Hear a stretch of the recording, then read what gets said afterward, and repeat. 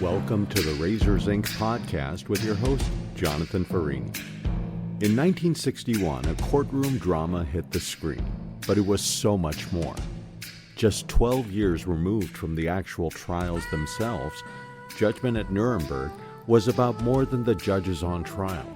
It forces us to think about ethics, responsibility, the law itself, and the difference between what is legal and what is just. So pour yourself a drink, pull up a chair, and hear Jonathan's take on movies, television, and today, justice on trial. Here's your host, Jonathan Farini. I've always been drawn to military legal films. If you heard my earlier podcast about military lawyers and films, you'll remember a discussion of benchmark works, like the Caine Mutiny, the Bogart and Van Johnson film, where command authority, discipline, and justice collide under pressure. But the film we are discussing today, Judgment at Nuremberg, stands apart from all of them. It exists in a category of its own. And by the end of the podcast, I want to leave you with a single question, not an answer. Was justice complete? This is a personal question each viewer must answer for themselves.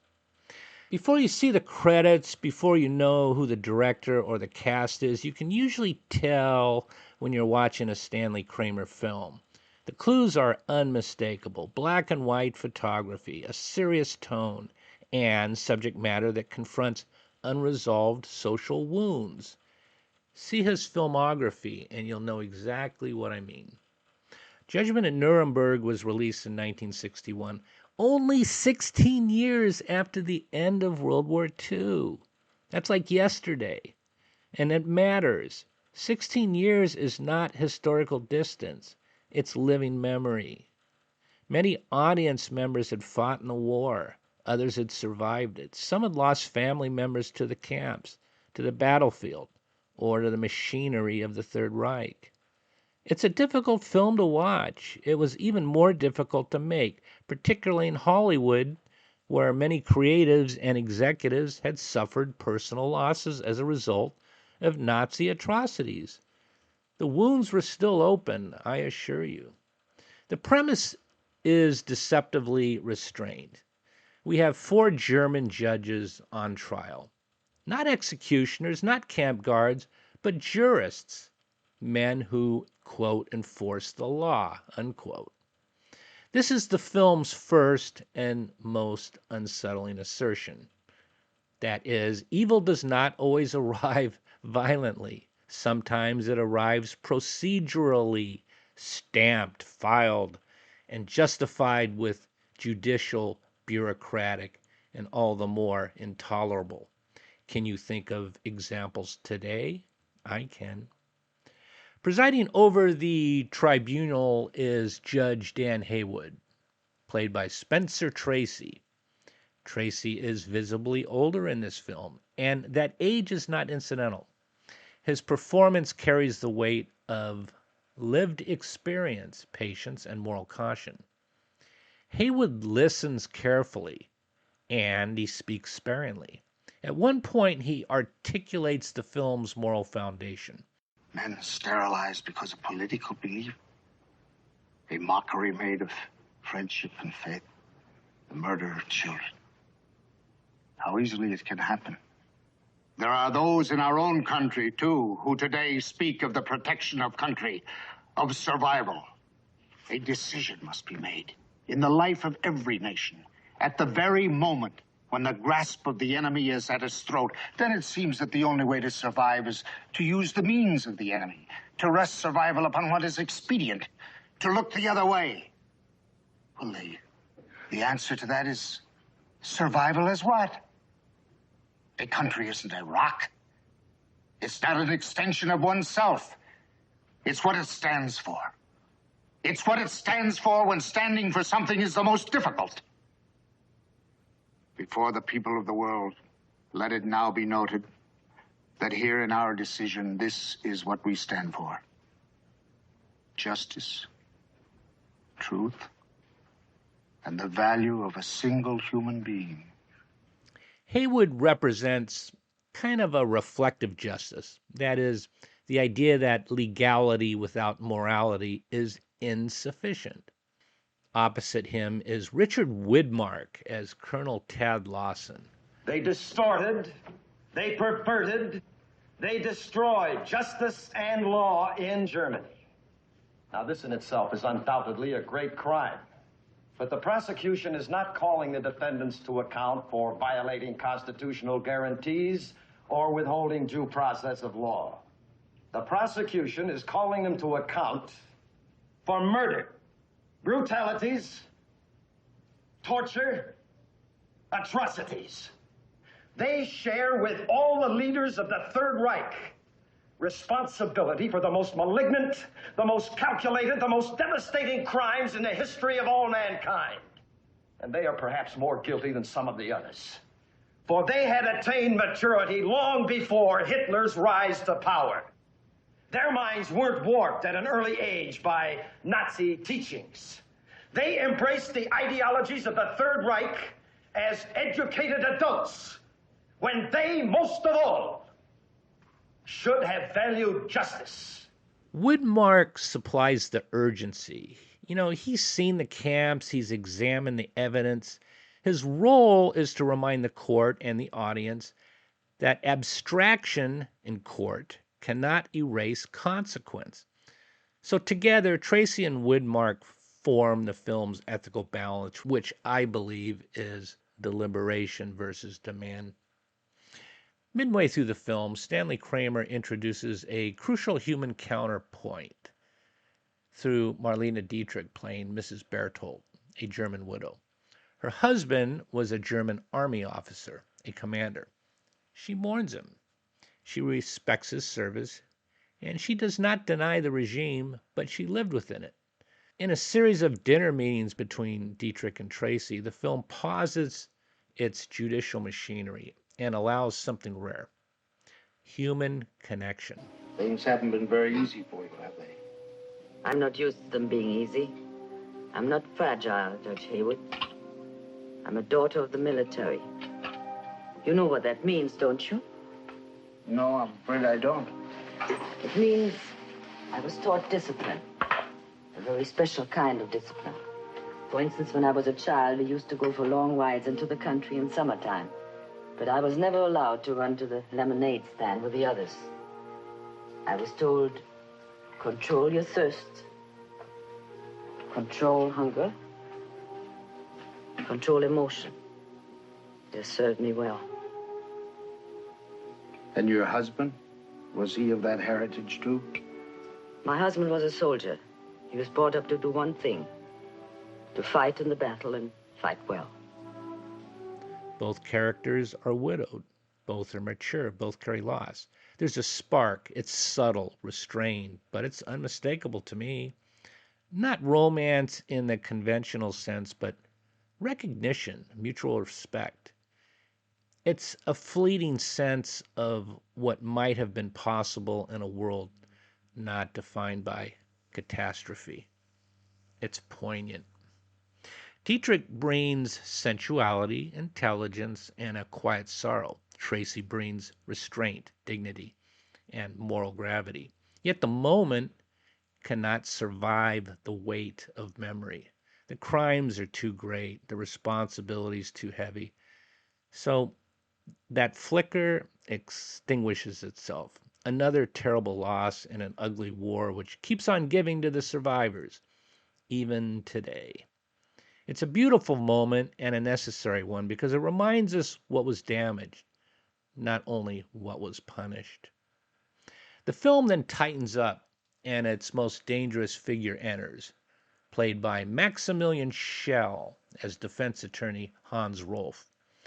I will be direct. This is not a likable character to me.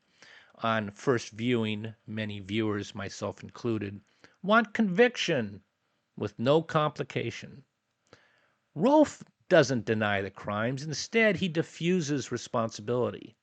He argues that his clients followed the law, that Germany made those laws and the world tolerated them. He delivers his most chilling argument very plainly. Germany alone is not guilty. The whole world is as responsible for Hitler's Germany. It is an easy thing to condemn one man in the dark. It is easy to condemn the German people, to speak of the basic flaw in the German character that allowed Hitler to rise to power.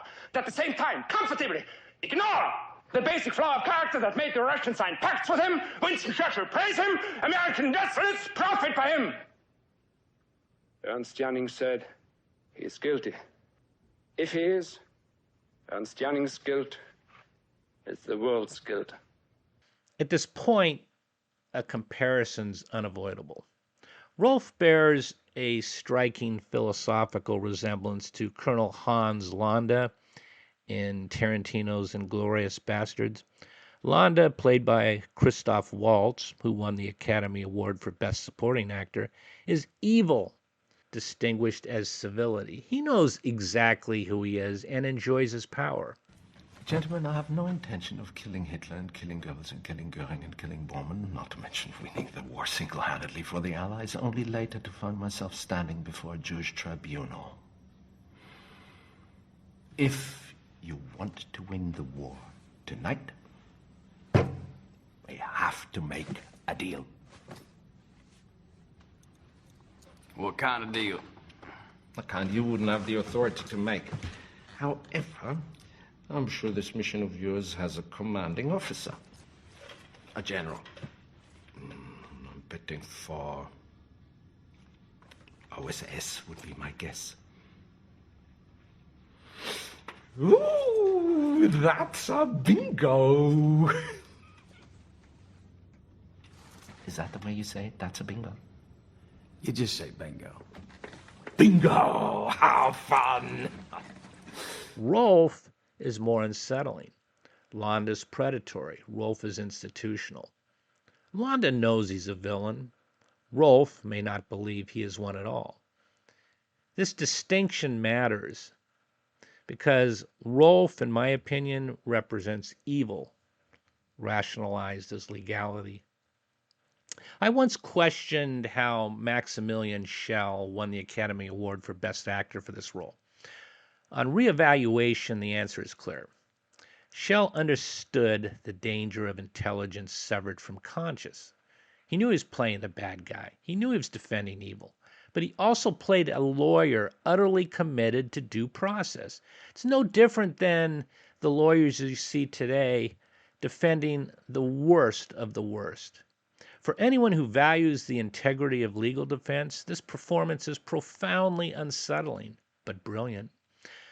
I applaud the Academy of Motion Picture Arts and Sciences for recognizing talent, ignoring open wounds, and awarding Schell with the Oscar for Best Actor.